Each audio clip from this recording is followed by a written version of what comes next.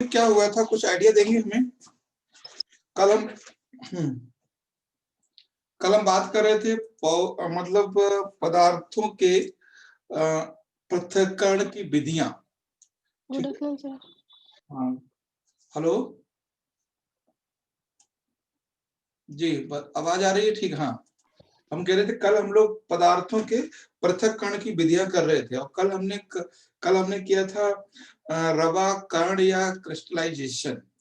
तो क्रिस्टलाइजेशन का मतलब, रवाकरण का मतलब ये है, अगर किसी पदार्थ को गर्म करके अलग किया जाता है, जैसे जैसे मान लीजिए कि जो लौह अयस्क होता है, ठीक है, जो लौह अयस्क होता है इसमें क्या है, बहुत सारी अशुद्धताएं मिली होती हैं। जब जैसे हम लोहा खान से निकालते हैं, लोहा जो खान से निकालते हैं, लोहा है, सोना है, चांदी है, जो भी खनिज है वो हम निकालते हैं, तो उसके साथ में बहुत सारी अशुद्धताएं होती हैं। जैसे कई मिट्टी होती है, कई और सारे पदार्थ होते हैं जिनकी मात्रा कम होती है, तो उसको हम कहते हैं अयस्क, है ना। अयस्क मतलब ओर, आयरन ओर। तो अगर उसको हम गर्म करके निकालते हैं, तो किसी भी चीज को गर्म करके दूसरे पदार्थ को अलग करते हैं, तो उसे हम रवाकरण या क्रिस्टलाइजेशन कहते हैं, हिंदी में रवाकरण। तो ये चीज है। अब क्वेश्चन इसमें ये बनेगा कि कौन सी विधि पदार्थों को अलग करने की नहीं है ना, कौन सी विधि नहीं है। और यूपीएससी में पूछेगा तो वो ये पूछेगा इस विधि के अंदर है क्या। नेक्स्ट है इसमें आसवन विधि, यानी डिस्टिलेशन। आसवन विधि का मतलब क्या है, इसका डिस्टिल करना। डिस्टिल वाटर आपने सुना है कभी? डिस्टिल वाटर, तो डिस्टिल वाटर होता है वो जो जो हमारी बैटरी है उनमें पड़ता है डिस्टिलेशन।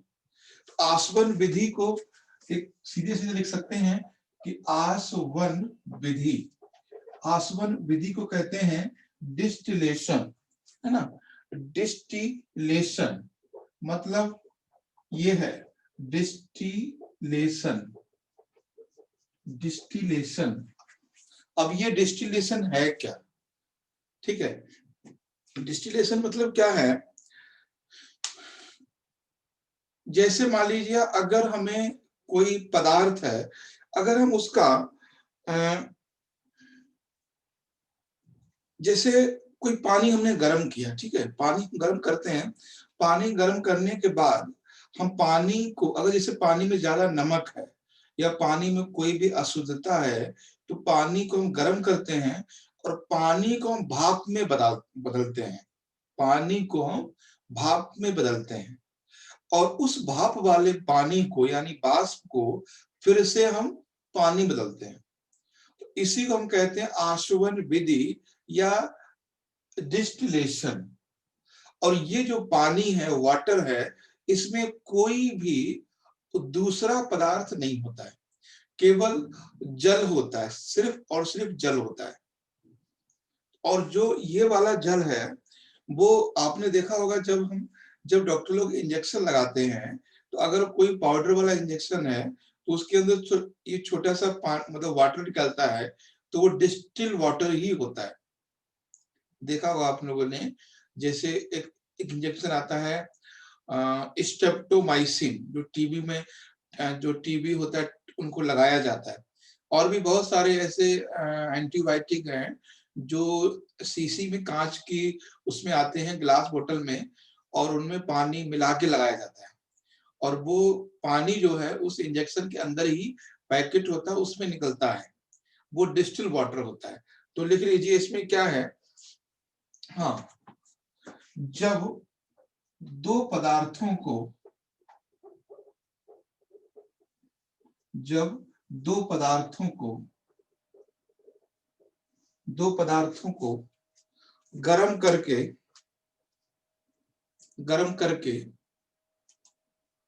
जब दो पदार्थों को गर्म करके बाष्पीकरण क्रिया के द्वारा, दो पदार्थों को गर्म करके बाष्पीकरण क्रिया के द्वारा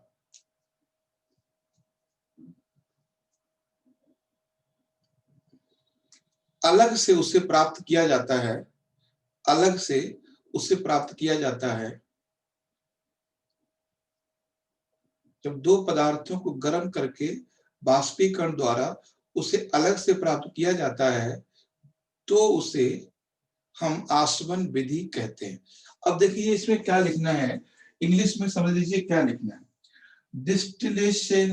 डिस्टिलेशन इज ए प्रोसेस, एक प्रोसेस है इसमें a matter heat and convert vapour, है ना, heat and convert vapour and condensation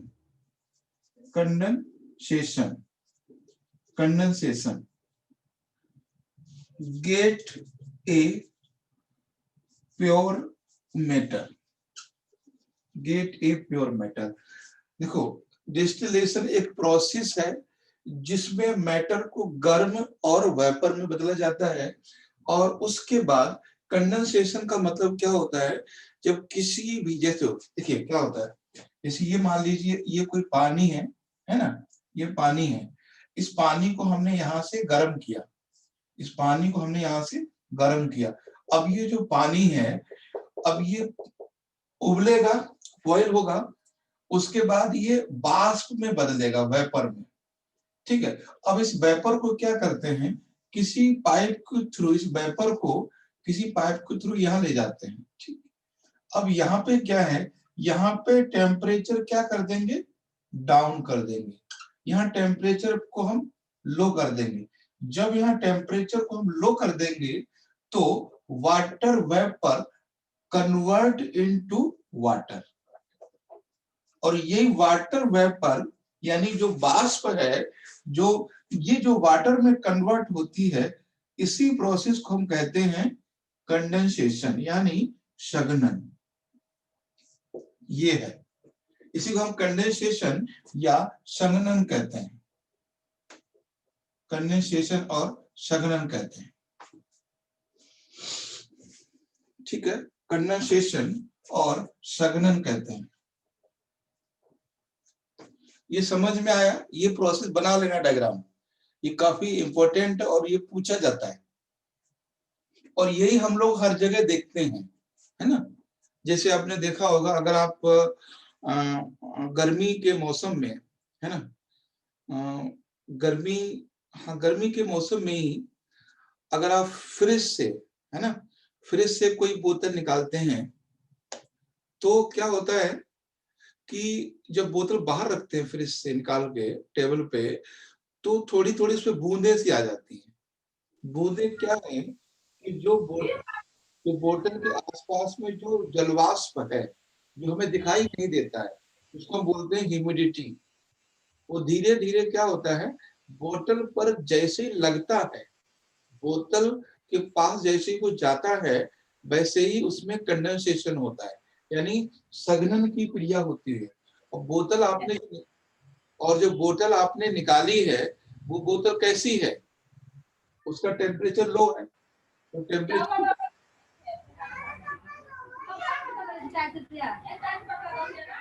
sir mic बंद करिए।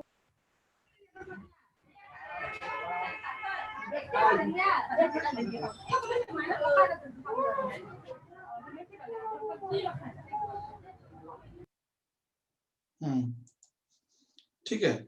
तो ये जब बोतल जो होती है वो ठंडी का काम करती है, और जो एटमॉस्फेयर में वायु है वो एक तरह से गर्म है, और उसमें सघनन होता है, ठीक है। तो ये था हमारा आसवन विधि। तो ये क्लियर है, कोई दिक्कत नहीं है इसमें। और इसी प्रक्रिया से जो संवहनीय वर्षा होती वो भी होती है। इसी प्रक्रिया से संवहनीय वर्षा कैसे होती बताते हैं। जैसे ये मान लीजिए एरिया है, ये धरातल है, जब यहाँ पर वाटर बॉडी है, यहाँ पर वाटर बॉडी है, और जब ये गर्म होगी तो ये किस में बदलेगा, वेपर में, यानी वाष्प में। जब ये वाष्प में बदलेगा तो ये और ऊपर उठेगा, जब ये और ऊपर उठेगा, ऊपर जाने पर टेम्परेचर क्या होता है, कम हो जाता है, टेम्परेचर लो होता है ऊपर जाने पर। जब टेम्परेचर लो होता है तो ये जो वेपर है, ये जो वाटर वेपर है, वो धीरे धीरे किसमें कन्वर्ट होता है? वाटर में, है ना, वाटर में कन्वर्ट होता है, और यही वाटर बूंदे बन जाता है और यही बारिश होती है ना। तो संवहनीय जो वर्षा होती है वो कंडेंसेशन के द्वारा होती है। तो अभी दो चीजें हम समझा रहे थे कि डिस्टिलेशन होता क्या है।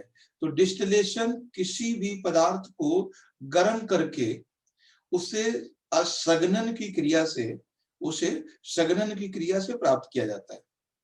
ठीक है, जैसे मान लीजिए कि अगर, जैसे मान लीजिए नमक है ना, एक सपोज कीजिए कि इस, यहाँ पर पानी है, इसमें वाटर है और इसमें सॉल्ट भी है ना, इसमें सॉल्ट है, इसमें सॉल्ट है। तो वाटर को क्या करेंगे, या तो पानी को हम गर्म करेंगे, जो पानी है वो भाप में बदल जाए, या फिर क्या करेंगे, पानी को हम खुला छोड़ देंगे। तो क्या होगा, जो पानी होगा वो हवा में उड़ जाएगा, यानी वो वायुमंडल में मिल जाएगा और नमक भी प्राप्त हो जाएगा, है ना। ऐसा आप करके देखना, घर में एक थाली लेना और थाली में पानी भरना, पानी में 3 से 4 चम्मच नमक डाल देना, 3 से 4 चम्मच नमक डालना और उसको थाली को खुले में रख देना सुबह को। तो शाम को आप देखोगे, या एक दिन बाद, 2 दिन बाद देखोगे कि जो पानी था वो उड़ गया और नमक उसमें बच गया नीचे। ठीक है, ये चीज आप ध्यान रखना। और तो ये था आशमन विधि।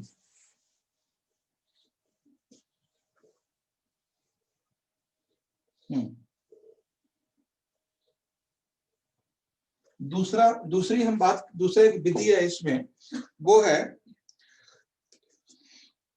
और ज्यादा उसको कुछ पूछेगा नहीं, हाँ, सब्लिमेशन। सब्लिमेशन, ऊर्ध्वपातन। एक है सब्लिमेशन, सब्लिमेशन, सब्लिमेशन। सब्लिमेशन होता है ऊर्ध्वपातन। ये बड़ा अजीब सी इसकी हिंदी है ना, ऊर्ध्वपातन। ये सुना है कभी? ऊर्ध्वपातन या सब्लिमेशन क्या होता है?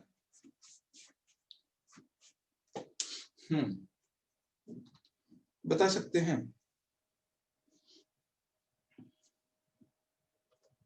नो सर, ये सब तो हम लोग नहीं पढ़े हुए हैं। पढ़े काहे नहीं है, सब पढ़े, ध्यान नहीं दिए। देखिए, ऊर्ध्वपातन का मतलब होता है जैसे कोई पदार्थ है, पहले वो, जैसे कोई पदार्थ है, ठोस है, ठीक है, ठोस से पहले, जब ठोस वो मेल्ट होगा, ठोस से पहले बदलेगा द्रव अवस्था में, द्रव से बदलेगा गैस अवस्था में। ध्यान दीजिए जो मैं कह रहा हूं, कोई भी पदार्थ पहले ठोस होता है, फिर वो पिघलता है, फिर वो गैस बनता है। जैसे एग्जांपल देते हैं, जैसे मान लीजिए कोई बर्फ का टुकड़ा है, आइस है, अगर इसको हमें बर्फ बनाना, भाप बनाना है, तो पहले जब इसको हम टेम्परेचर, यहाँ पे टेम्परेचर अगर हम बढ़ाएंगे, इस एरिया में अगर टेम्परेचर बढ़ जाएगा तो ये क्या है, जब भाई, जब बर्फ का क्या बनता है, पानी, ध्यान दीजिए, बर्फ का क्या बनता है, पानी, और पानी के बाद क्या बनते हैं, गैस, है ना, पानी के बाद क्या बनता है, गैस। तो ये प्रोसेस होता है पदार्थों के बदलने का। अब ध्यान दीजिए, अगर कोई पदार्थ ठोस से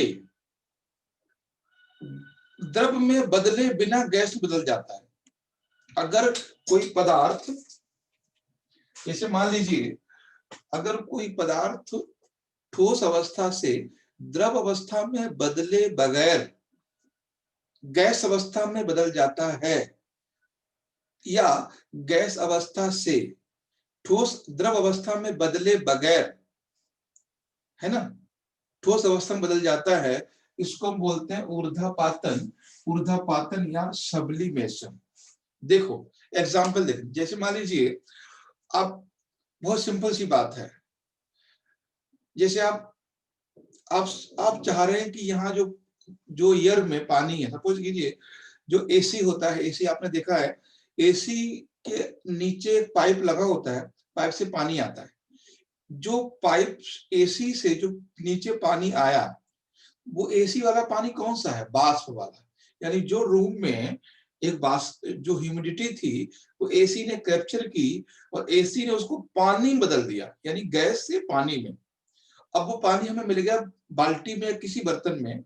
उस पानी को हम ले जाके रख देते हैं फ्रिज में, तो गैस से जल में बदला, जल से बर्फ में बदल गया, तो ये प्रोसेस हो गया। या फिर हमने गैस, फ्रिज से बर्फ निकाली, उसको खुला छोड़ दिया, पानी बन गया, उसको धूप में पड़ा रहने दिया, फिर वो वाष्प बन गया। तो ये प्रोसेस होता है, ये हम बता रहे हैं। चाहे आप इधर से इधर चल लीजिए, चाहे आप इधर से इधर चल लीजिए, एक ही बात है। ये साधारण प्रोसेस है। लेकिन सब्लिमेशन क्या होता है कि जब कोई ठोस बिना द्रव में बदले गैस बन जाता है, या जब कोई गैस बिना ठोस में, बिना द्रव में बदले ठोस बन जाता है, इसको हम सब्लिमेशन या ऊर्ध्वपातन कहते हैं। अब इसका एग्जांपल देखिए, कभी आपने देखा होगा, हाँ, जैसे एक है कपूर, देखा है आपने कपूर? कपूर को जब हाथ पे रखते हैं तो कुछ देर बाद कपूर गायब हो जाता है। गायब का मतलब वो गैस में बदल जाता है। ऐसे ही एक होता है नेफ्थलीन, एक नेफ्थलीन पदार्थ होता है, वो भी ऐसे ही करता है। यानी नेफ्थलीन ठोस अवस्था में है, कपूर भी ठोस अवस्था में है, और अमोनिया क्लोराइड होता है, वो भी ठोस अवस्था में होता है। तो ये पदार्थ गैस में बनने से पहले द्रव नहीं बनते हैं, सीधे सीधे गैस ही बनते हैं। ठीक है, तो इसका एग्जांपल लिख लीजिए कि जब कोई पदार्थ, शायद लिख लिया होगा आपने, जब कोई पदार्थ ठोस अवस्था से, है ना, अवस्था से द्रव अवस्था में बदले बगैर गैस अवस्था में बदल जाता है, गैस अवस्था में बदल जाता है, इसे ऊर्ध्वपातन या सब्लिमेशन कहते हैं। जैसे कपूर, नेफ्थलीन, ये है ऐसे है ये नेफ्थलीन, ठीक है, इस तरह से। अब इसमें देखो क्या है, कुछ अशुद्धताएं अगर कपूर में हैं, या कुछ अशुद्धताएं अगर नेफ्थलीन में हैं, कुछ अशुद्धताएं अगर अमोनिया क्लोराइड में हैं, तो वो सीधे सीधे गैस में बदल जाएगा, और फिर उसको गैस से सॉलिड में हम फिर ला सकते हैं, गैस से। लेकिन मान लीजिए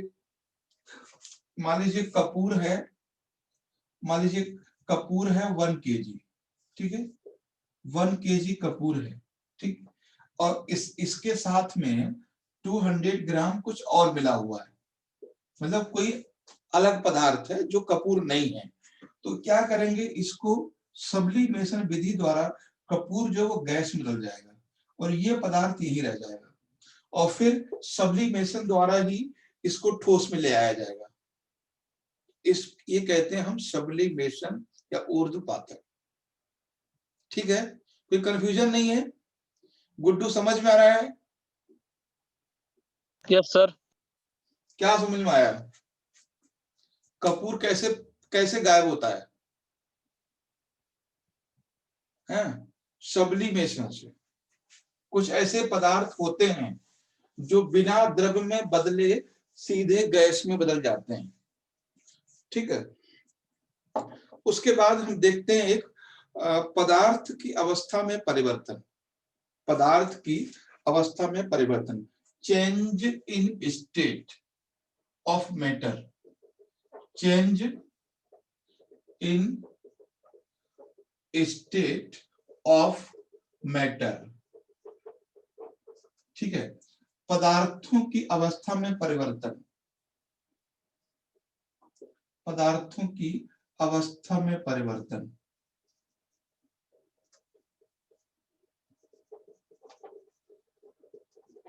ठीक है, ये जो अभी तक डिस्कस की उसी की थोड़ी थोड़ी बातें हैं।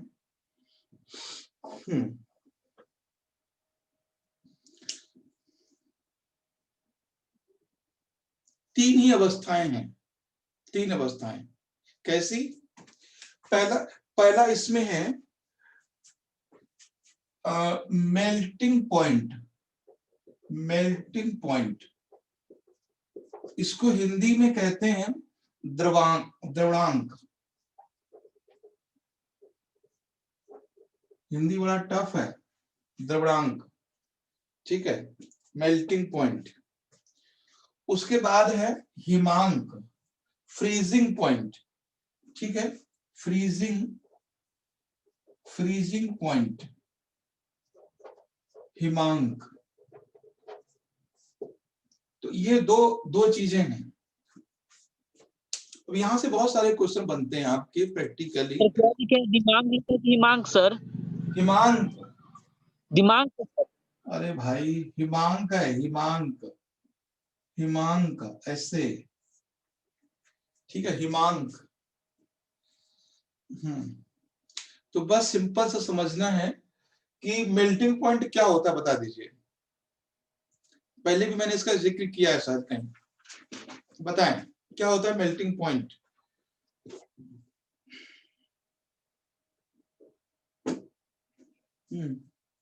देखिए, तापमान एवं, हाँ यस, जो सर द्रव के मात्रा में रहे, जो द्रव की मात्रा में रहे। Yes sir. हाँ ठीक है, समझिए इसको थोड़ा और अच्छे समझते हैं एक लेवल पे आके। मोस्टली हम लोग ये पढ़ते हैं और सुनते भी हैं, लिखा भी यही होता है कि वह तापमान जिस तापमान पर कोई पदार्थ द्रव अवस्था में बदलना प्रारंभ हो जाता है, वह तापमान जिस तापमान पर कोई ठोस द्रव अवस्था में बदलना प्रारंभ हो जाता है, उस तापमान को द्रवणांक कहते हैं। नॉर्मली हम लोग पढ़ते हैं, लेकिन थोड़ा और इसमें जोड़ेंगे कि हमेशा जो मेल्टिंग पॉइंट है वो तापमान पर निर्भर नहीं रहता है ना, तापमान पर निर्भर नहीं होता, दबाव पर भी निर्भर होता है। अगर किसी भी पदार्थ में अगर दबाव ज्यादा लग रहा है तो उसका जो मेल्टिंग पॉइंट है वो बढ़ जाएगा मतलब जो 0 डिग्री पर मेल्ट होना चाहिए था, फिर वो 0 डिग्री पर नहीं होगा, वो -2 डिग्री पर होगा। ये बात समझ रहे हैं? लिखिए इसको, हिमांक क्या होता है? मेल्टिंग पॉइंट या द्रवणांक वह तापमान एवं दाब की स्थिति है। पहले लिख लीजिए हिंदी में, द्रवणांक या मेल्टिंग पॉइंट तापमान एवं दाब की वह स्थिति है जब कोई पदार्थ ठोस अवस्था से द्रव अवस्था में बदलना प्रारंभ हो जाता है। तो ये क्या है? जब कोई पदार्थ ठोस अवस्था से द्रव अवस्था में बदलना प्रारंभ हो जाता है।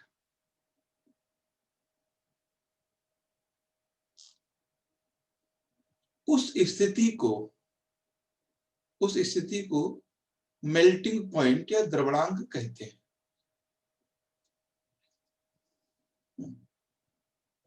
इंग्लिश में लिख लीजिए, melting point of A state,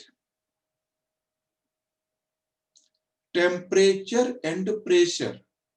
melting point of A state, temperature and pressure. that a solid matter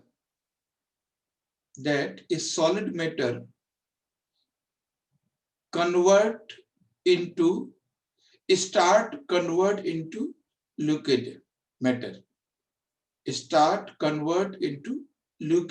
liquid matter, वो लिक्विड मैटर में कन्वर्ट होना शुरू हो जाता है। तो ये है। अब देखो, हाँ लिखिए, नोट करके लिखिए, ये जो क्वेश्चन बनेगा यहां से,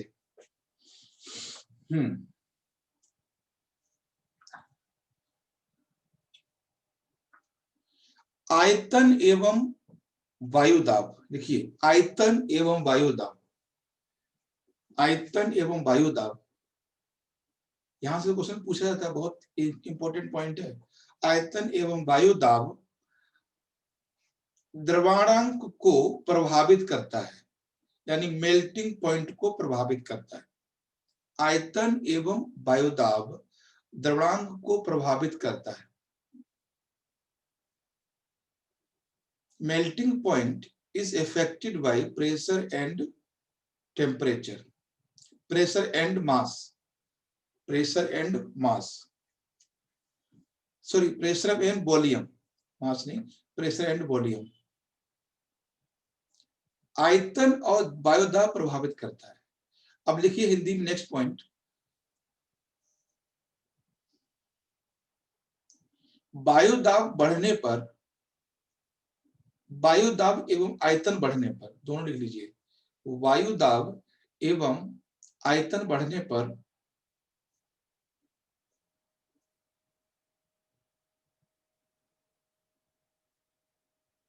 या आकार बढ़ने पर, वायुदाब या आकार बढ़ने पर मेल्टिंग पॉइंट बढ़ जाता है, मेल्टिंग पॉइंट बढ़ जाता है।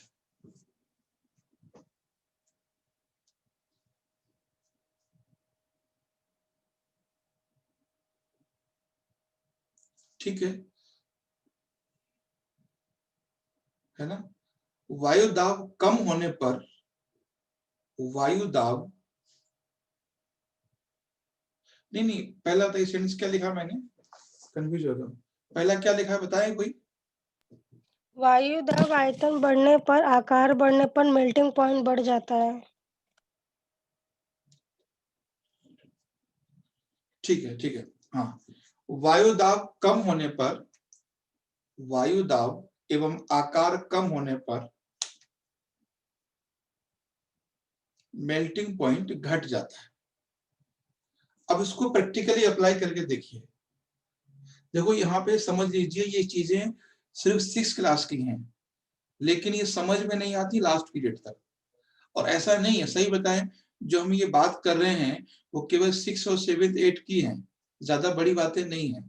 बट इनको अभी अच्छे समझ लेंगे तो प्रॉब्लम नहीं। जैसे मैंने बोला कि मेल्टिंग पॉइंट समझ गए कि मेल्टिंग पॉइंट वो लेवल है टेम्परेचर और प्रेशर का जहां पर पदार्थ ठोस से द्रव में चेंज होता है। अब मैंने बोला कि अगर वायुदाब बढ़ता है और आकार बढ़ता है तो मेल्टिंग पॉइंट क्या लिखा है, बढ़ जाता है ना। Melting point, yes sir, melting point बढ़ जाता है। अब देखिए, अब सिंपल देखिए, एग्जाम्पल मैं आपको बताता हूं। आपने एक बर्फ का टुकड़ा लिया जून के महीने में, आप ध्यान दीजिएगा, एक बर्फ का टुकड़ा है जून के महीने में, है ना, और एक ये भी आइस है, और एक बर्फ का टुकड़ा है दिसंबर के महीने में, है ना, दिसंबर के महीने में। ठीक है, और एरिया है मान लीजिए दिल्ली, एरिया है दिल्ली। तो आप बताइए कि जो जून के महीने में मैंने क्या बोला, वायु जब आकार और वायुदाब बढ़ेगा तो मेल्टिंग पॉइंट भी बढ़ेगा। अब मैंने कहा जो वायुदाब कम होगा तो मेल्टिंग पॉइंट कम होगा। अब मेरी बात समझिए, जून का महीना है, टेम्परेचर ज्यादा होगा, टेम्परेचर ज्यादा होगा तो वायुदाब कम होगा। ध्यान दीजिए इसका, वायुदाब कम होगा। जब वायुदाब कम होगा तो ये जल्दी मेल्ट हो जाएगा ना, है ना, मेल्ट जल्दी हो जाएगा। Yes sir. और वही चीज यहाँ पर है, दिसंबर के महीने में टेम्परेचर कम होगा, प्रेशर ज्यादा होगा, तो मेल्टिंग पॉइंट बढ़ जाएगा इसका, यानी जो ये देर में मेल्ट होगी बर्फ। भाई दिसंबर के महीने में जल्दी बर्फ मेल्ट हो जाएगी, ये जून के महीने में, दिसंबर के महीने में देर में मेल्ट होगी, और जून के महीने में जल्दी बर्फ मेल्ट हो जाएगी। तो ये हम कहना चाह रहे हैं कि वायुदाब बढ़ने पर और आकार बढ़ने पर मेल्टिंग पॉइंट बदल जाता है। और सेम चीज यहाँ पर समझ लीजिए कि यहाँ जो मेल्टिंग पॉइंट है, कोई नहीं अभी समझ में नहीं आ रहा, बाज मेल्टिंग पॉइंट जो है यहाँ पर, मेल्टिंग पॉइंट कैसा है, हाई है कि लो है?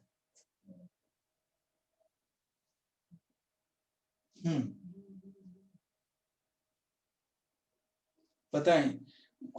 मेल्टिंग पॉइंट का मतलब होता है, हाई का मतलब है कि यानी ज्यादा टेम्परेचर पर, तो यहाँ पे मेल्टिंग पॉइंट लो है, ठीक है। और यहाँ पर वही चीज समझना है, मेल्टिंग पॉइंट का मतलब समझिए कि जितने टेम्परेचर पर जितनी जल्दी यहाँ पर मेल्ट हो रहा है, उससे ज्यादा जल्दी यहाँ पर मेल्ट हो रहा है। तो मेल्टिंग पॉइंट यहाँ पर हाई है, यहाँ पर लो है, ठीक है, ये ध्यान रखना है। यहाँ पर हाई है और यहाँ पर लो है, तो ये जल्दी मेल्ट हो रहा है, ये देर में मेल्ट हो रहा है। मेरी सिर्फ सर एक तो माइक म्यूट कर दीजिए, बहुत ज्यादा डिस्टर्ब हो जाता है। अनुज अर्जुन आप माइक म्यूट कर लीजिए अपना, ठीक है। तो ये चीज है, तो तापमान और वायु दाब और ये आकार भी होता है। अब आकार की सुन लीजिए, जैसे मान लीजिए कोई बर्फ का टुकड़ा इतना बड़ा है और एक बर्फ का टुकड़ा इतना बड़ा है, और एक बर्फ का टुकड़ा इतना बड़ा है, एक बर्फ का टुकड़ा इतना बड़ा है, तो मुझे लगता है कि ये देर में मेल्ट होगा, ये जल्दी मेल्ट हो जाएगा, मतलब कंपेयर करेंगे तो, ठीक है। ये क्योंकि ये जल्दी मेल्ट हो जाएगा, टाइम ऐसा नहीं छोटा है इसलिए, इसमें पिघलने की क्षमता ज्यादा होती है। और थोड़ा ज्यादा साइंस में नहीं जाते हैं, तो बस इतने समझ लीजिए, आकार भी प्रभावित करता है। अच्छा, अशुद्धता क्या करती है? इम्प्यूरिटी,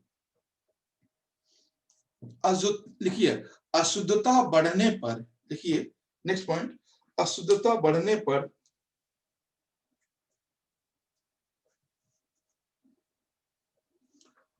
मेल्टिंग पॉइंट घट जाता है।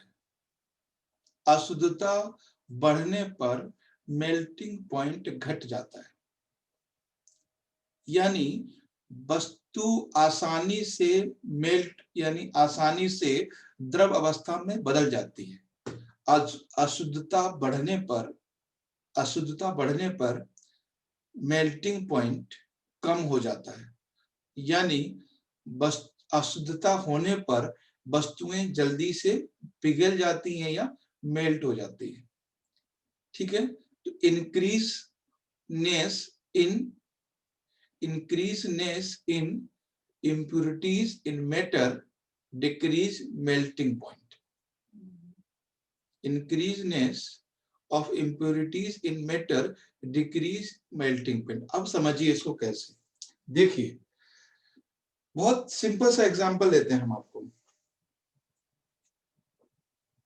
जैसे आपने देखा होगा कि जैसे आप कभी घर में भी इस चीज को देख सकते हैं, एक आइस क्यूब बनाना जिसमें सिर्फ पानी ही हो, एक आइस क्यूब है जिसमें सिर्फ पानी हो, और एक आइस क्यूब है जिसमें कुछ ड्राई फ्रूट्स डाल देना, है ना, ड्राई फ्रूट्स है या कुछ भी ऐसा, कुछ भी डाल सकते हैं उसके अंदर, लोग कागज के टुकड़े डाल देना, रबड़ के टुकड़े डाल देना, ड्राई फ्रूट्स डाल देना, खाना है तो ड्राई फ्रूट डाल देना। तो आप देखोगे जो ड्राई फ्रूट्स वाला आइस है वो जल्दी मेल्ट हो जाएगा, पिघल जाएगा, और जो प्योर है वो देर में मेल्ट होगा। कभी देखा है इस चीज को, महसूस किया होगा आप लोगों ने, ठीक है। जो एक जिसमें शुद्धता होती है पदार्थ में, इसमें अशुद्धताएं कम होती हैं, वो देर में मेल्ट होता है। जिसमें शुद्धता ज्यादा होती है वो जल्दी पिघल जाता है। बस इतना समझाना है। और ये क्वेश्चन कई बार पूछा है घुमा घुमा के। इसमें कोई डाउट तो नहीं है अशुद्धता वाले में? गुड्डू समझ पा रहे हो कि नहीं? Yes sir. बताओ Swapnil, Naina, Arjun. Yes sir. Yes sir, बिल्कुल, बहुत अच्छा सर। बस छोटी छोटी बातें हैं, इनको एग्जाम्पल के तौर पे समझना है। साइंस का मतलब ये होता है कि आप उसको अपने प्रैक्टिकली लाइफ से जोड़ के देखिए, कभी नहीं भूलेंगे, कभी नहीं, है ना, कभी नहीं भूलेंगे। जैसे मैंने अभी ये डिस्टिलेशन का एग्जांपल दिया आपको कि डिस्टिलेशन का पानी कहाँ कहाँ यूज होता है। बैटरी में यूज होता है, जो हम लोग इंजेक्शन लगाते हैं उसमें यूज होता है, और बाकी हमने एग्जाम्पल भी देखा है कि जब फ्रिज की बोतल, जो सारी चीजें हमारे आसपास हैं, उनसे जब हम कनेक्ट करेंगे तो कभी नहीं भूलेंगे। बचपन में होता है ना कि विज्ञान आओ करके सीखे, तो विज्ञान को, साइंस को जितना कनेक्ट करोगे अपने आसपास से, उतना ही आपको मजा आएगा, उतनी देर तक वो याद भी रहेंगे।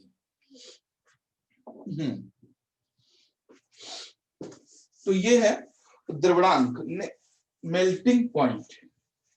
अब तक हमने यही सुना था बचपन में कि जो 0 डिग्री टेम्परेचर है, 0 डिग्री टेम्परेचर है, अगर 0 डिग्री से प्लस जाएंगे, बात ध्यान देना, अगर हम 0 डिग्री से प्लस जाएंगे तो पदार्थ लिक्विड में चेंज होना शुरू हो जाएगा। मतलब 0 डिग्री से 1, 2, 3 जाएंगे, वो लिक्विड में चेंज होना शुरू हो जाएगा। अगर जैसे हम इधर माइनस में जाएंगे, वो सॉलिड में चेंज होना शुरू हो जाएगा। हमने यही तो देखा है, सुना है पानी को, ये है। लेकिन ये 100% सच नहीं है। क्यों सच नहीं है? अगर इस पदार्थ में शुद्धताएं ज्यादा हैं, मतलब इम्प्योरिटी ज्यादा हैं, तो वो जल्दी सॉलिड नहीं होगा। ठीक है, ये चीज ध्यान रखना है। अगर जैसे वायुदाब कम है तो भी नहीं होगा। अभी क्या है कि प्रेशर ज्यादा है। अभी अगर हम कोई भी, यहाँ दिल्ली में पानी है, ये है ना, इसको हम 0 डिग्री पर लाएंगे, माइनस में जैसे ही जाएगा ये सॉलिड में कन्वर्ट हो जाएगा। ठीक है, लेकिन ये दिसंबर में तो हो जाएगा, लेकिन ये जून के महीने में नहीं होगा, है ना। जून के महीने में ये टाइम लेगा। जून के महीने में ये 0 डिग्री प्लस पर नहीं होगा या माइनस में नहीं होगा। तो ये चीज ध्यान रखना है। और टेम्परेचर से ही प्रेशर होता है, और हाइट पे जाने भी प्रेशर कम होता है। नेक्स्ट लिखिए इसमें, बाकी तो हाँ, नेक्स्ट देखिए इसमें फ्रीजिंग पॉइंट। मुझे लगता है फ्रीजिंग पॉइंट आप समझ ही गए होंगे कि ये वाला जो है, ये वाला यानी 0 डिग्री सेल्सियस प्लस, ये क्या है? ये मेल्टिंग पॉइंट है। अगर हम सीधे सीधे बात करें तो ये मेल्टिंग पॉइंट है, और ये 0 डिग्री से माइनस वाला ये फ्रीजिंग पॉइंट है ना, यही तो है। और साथ में इसमें प्रेशर और लगा दीजिए, वायु दाब, एटमॉस्फेयर प्रेशर, बस ये चीजें हैं। अगर ये प्रेशर ज्यादा है तो ये यहाँ अगर प्रेशर ज्यादा होगा तो इसमें दबाव का भी ऐसे बता दीजिए। हमने दोनों चीज आपको एक साथ समझा दी थी। ठीक है, कि इधर जाएंगे 0 से प्लस होगा तो मेल्टिंग पॉइंट है, 0 से कम होगा तो फ्रीजिंग पॉइंट है। लेकिन सिर्फ यही नहीं है, साथ में इसके दबाव भी काम करता है। ठीक है, यानी जो प्रेशर है वो भी काम करता है, और साथ में उसका साइज भी काम करता है, और साथ में उसमें जो प्योरिटी है ना, जो प्योरिटी है वो भी काम करती है। ये इन सभी का भी रोल होता है, और ये हम लोगों को बचपन में नहीं बताया जाता है, सिर्फ यही चीज बताई जाती है। ठीक है, तो ये चीजें हैं। एक बार मैं आपको लिखने की कोशिश करूंगा 3 चीजों को। पहला ये कि मेल्टिंग पॉइंट है ना, और दूसरा ये फ्रीजिंग पॉइंट, और तीसरा ये एक और होता है बॉइलिंग पॉइंट। बॉइलिंग पॉइंट सुना है ना? एक और होता है बॉइलिंग पॉइंट। बॉइलिंग पॉइंट ये है, ये तीन है। इसको कहते हैं द्रवणांक हिंदी में, इसको कहते हैं हिमांक, और इसको कहते हैं क्या? क्वथनांक, है ना? क्वथनांक, इसको कहते हैं क्वथनांक। ये मैंने पहले भी बात की है। तो ये दो चीजें तो आपको समझ में आ गई होंगी। और बॉइलिंग पॉइंट बता दीजिए, किसी को पता हो तो क्या होता है?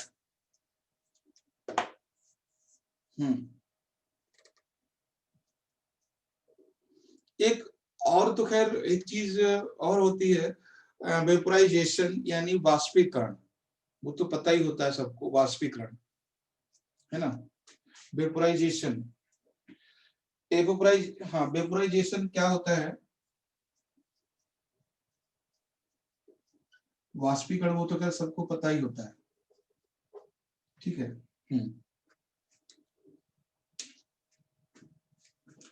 और इसमें एक चीज आपको और समझना है कि हिमांक, ये क्वथनांक क्या होता है? वह टेम्परेचर और दाब, समझिए, temperature and pressure matter convert into gaseous form, ठीक है। बॉइलिंग पॉइंट क्या है कि वह temperature and pressure matter convert into gaseous form, ठीक है। तो वो ये टेम्परेचर है सर, हाँ, प्रेशर है, टेम्परेचर और सॉरी यहाँ पे एक बार लिख देते हैं, बाष्पीकरण तो यहाँ लिख देते हैं, ठीक है। बाष्पीकरण यानी ये क्या है? ये वह टेम्परेचर है और प्लस प्रेशर है जो किसी मैटर को, है ना, जो किसी लिक्विड को, या कह सकते हैं जो किसी मैटर को किसमें कन्वर्ट कर देता है? Convert into gaseous form. यानी बॉइलिंग पॉइंट वह तापमान और वायुदाब की स्थिति है जो कोई भी पदार्थ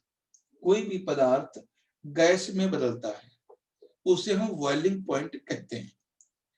सर इसे तो इस प्रकार भी कह सकते हैं ना कि वो टेम्परेचर जो किसी द्रव का वायुदाब और वायुमंडलीय दाब के बराबर हो। हाँ, वही सेम चीज है। मतलब जब बराबर होगा तभी वो वाष्प में बदलेगा, है ना? यस। हाँ, ठीक है। तो ये चीज है। अब इसमें नॉर्मली हम क्या कहते हैं कि बॉइलिंग पॉइंट 100 डिग्री होता है। नॉर्मली हम कहते हैं कि बॉइलिंग पॉइंट 100 डिग्री होता है, लेकिन ऐसा नहीं है। जब हम ऊंचाई पर, जब प्रेशर कम होगा तो बॉइलिंग पॉइंट कम हो जाएगा। नोट करके लिख लीजिए यहाँ पे। देखो, नॉर्मली आपसे पूछेगा कि क्वथनांक क्या होता है, तो क्वथनांक वह स्थिति है जब द्रव गैस में बदलता है, ठीक है। क्वथनांक वह तापमान है जब कोई द्रव गैस में बदलता है। सामान्यतया क्वथनांक 100 डिग्री माना जाता है। यानी जब कोई पानी, कोई भी लिक्विड 100 डिग्री गर्म कर दोगे तब वो गैस में कन्वर्ट होना शुरू हो जाएगा, ठीक है, उसको कहते हैं। लेकिन हमेशा ये सच नहीं होता, क्योंकि पहाड़ों ऊंचाई पर जाने पर क्वथनांक कम हो जाता है। तो लिख लीजिए कि ऊंचाई बढ़ने पर, इंक्रीजिंग ऑफ हाइट, ऊंचाई बढ़ने पर क्वथनांक कम हो जाता है ना, कम हो जाता है। अर्थात पहाड़ों पर पानी 100 डिग्री से कम टेम्परेचर पर उबलने लगता है। अर्थात पहाड़ों पर पानी 100 डिग्री से कम पर उबलने लगता है, और इसीलिए पहाड़ों पर खाना बनाने में मुश्किल आती है पर या दिक्कत होती है। दाल लोग, हम लोग बचपन में सुनते थे ना, टीचर लोग बोलते थे अच्छा पहाड़ों पे दाल नहीं पकती है, खाना लाने में मुश्किल आती है। क्यों मुश्किल आती है? क्योंकि पानी जो है वो टेम्परेचर उतना हो ही नहीं पाता, तब से इससे पहले ही पानी उबलने लगता है। जब पानी पहले उबलने लगेगा तो तापमान तो होगा नहीं, जब तापमान नहीं होगा तो सब्जी गलेगी कैसे? चाहे आलू की सब कोई भी हो, है ना। पहाड़ों पे इसलिए खाना बनाने में मुश्किल होती है क्योंकि वहां पर जो पानी का उबाल है बहुत जल्दी आ जाता है बिना गर्म किए हुए। ठीक है, ये समझ में आई चीजें कि पहाड़ों पर क्यों जल्दी पानी उबलने लगता है, क्योंकि पानी वहां कम तापमान पर ही उबलने लगता है, इसीलिए सब्जी बनने में, दाल बनने में प्रॉब्लम होती है। और उसका रीजन होता है प्रेशर।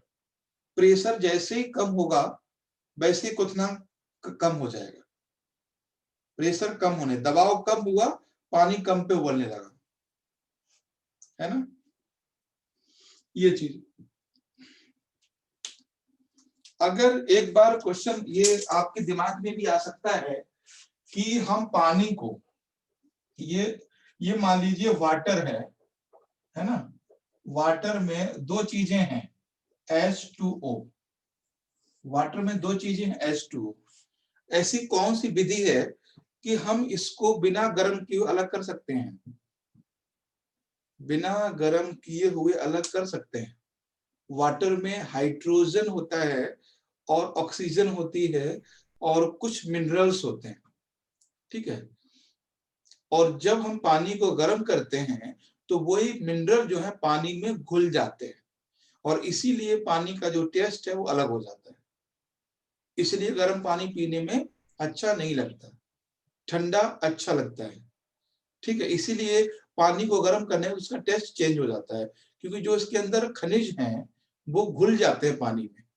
अब मेरा क्वेश्चन ये था कि हम पानी को बिना गर्म किए कैसे अलग कर सकते हैं हाइड्रोजन ऑक्सीजन, कोई उपाय है? तो एक ही उपाय है कि हम इतना प्रेशर कम कर दें। ध्यान दीजिएगा, अगर मान लीजिए कि ये जो है ये पानी है और जो है 22 डिग्री है, ठीक है, पानी जो है वो 22 डिग्री है और हम इतना प्रेशर कम कर दें पानी के आसपास में कि पानी 22 डिग्री पर ही वेपर में कन्वर्ट हो जाए। तो वेपर में कन्वर्ट हो जाएगा तो हाइड्रोजन अलग हो जाएगी, गैस अलग हो जाएगी, मतलब ऑक्सीजन अलग हो जाएगी। सिंपल सी बात है, हाइड्रोजन अलग हो जाएगी और ये अलग हो जाएगा। ये होता है। कुछ लोग बोलते हैं यार, मतलब एक दो साइंस से कुछ निकलते हैं। हम बोलते हैं कि देखो पानी तो एटमॉस्फेयर में भी है, पानी हमारे आसपास हर जगह है, इसको हम आर्द्रता कहते हैं। लेकिन आर्द्रता, पानी हमारे आसपास रहता है फिर भी हमें प्यास तो लगती है। हम एटमॉस्फेयर से ही अपना प्यास क्यों नहीं बुझा लेते हैं? क्योंकि एटमॉस्फेयर में जो पानी है वो दोनों एक साथ मिक्सअप नहीं है, हाइड्रोजन और ऑक्सीजन साथ में नहीं है, अलग अलग है। ऑक्सीजन अलग है, हाइड्रोजन अलग है, क्योंकि वो गैस की फॉर्म में है और गैस कभी भी दो एक साथ में नहीं रह सकती। उनको साथ लाने के लिए हमें टेम्परेचर कम करना पड़ेगा और उसको कंडेंसेशन प्रोसेस अपनाना पड़ेगा, तब वो दोनों साथ में आएंगे, तब जाके वो पानी बनेगा और लिक्विड फॉर्म में तब हमारी प्यास बुझेगी। तो अगर हमें बिना गर्म किए हुए पानी को गायब करना है, हम ये कह सकते हैं बिना गर्म किए हुए पानी को गायब करना है तो हम उसके आसपास से प्रेशर को हटा देंगे। जब प्रेशर हटा देंगे तो वो जिस टेम्परेचर पे है वो सीधे सीधे गैस में कन्वर्ट हो जाएगा, पानी गायब हो जाएगा। ये है बात, समझ में आ रही है कुछ?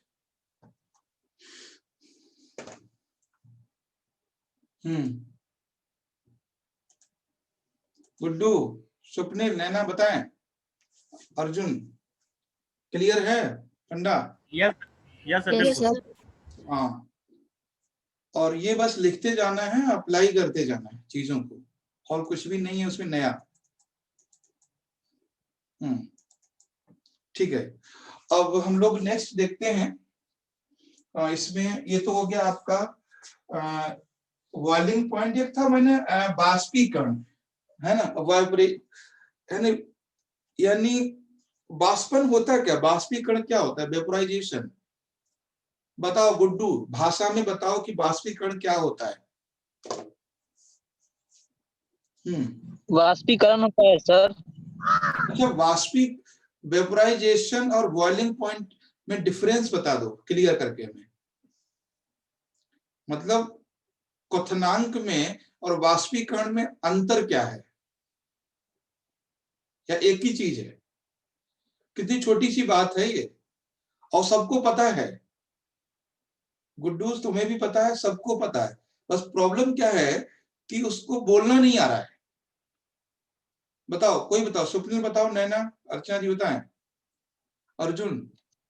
सर वाष्पीकरण एक ऐसी प्रक्रिया होती है जिसमें कोई तत्व या यौगिक गैस अवस्था परिवर्तित हो, है ना। बाष्पीकरण एक ऐसी प्रक्रिया है जिसमें कोई द्रव गैस में बदलता है, उस प्रक्रिया को हम बाष्पीकरण कहते हैं। एकदम सही, बस यही बताना था। दूसरा मेरा क्वेश्चन ये था कि बाष्पीकरण और क्वथनांक में क्या अंतर है, क्या दोनों एक हैं।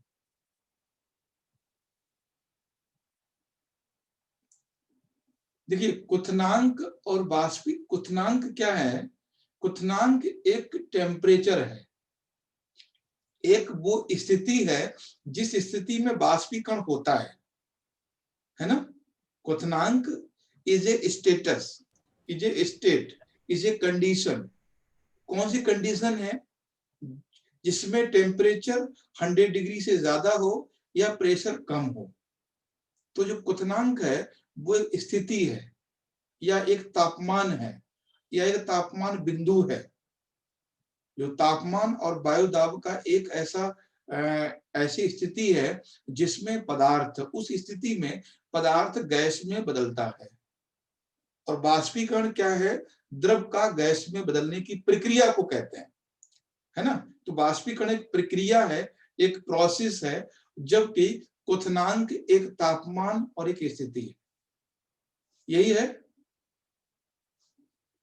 क्यों।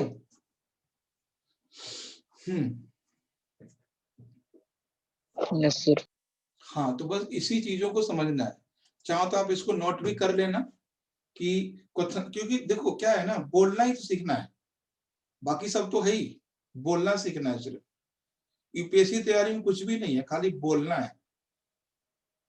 कुछ चीजें किताबों में हैं, कुछ चीजें हमारे आसपास हैं, और तो कहीं नहीं है ना। कुछ चीजें किताबों में हैं जो हमें पढ़ लेनी है, कुछ चीजें हमारे आसपास में हैं जिनको हमें कनेक्ट करना है, जिनसे हमें सीखना है। यही तैयारी है, ज्यादा थोड़ी बड़ा कोई तीर मारना है। ठीक है, तो ये था आपका बॉइलिंग पॉइंट और फ्रीजिंग पॉइंट और मेल्टिंग पॉइंट और वेपोराइजेशन यानी बाष्पीकरण। सबको आप लोग लिख लेना। और ठीक है, टाइम खैर हो गया है। नेक्स्ट हेडिंग डाल दीजिए कल के लिए, परमाणु संरचना। कल हम लोग करेंगे परमाणु संरचना।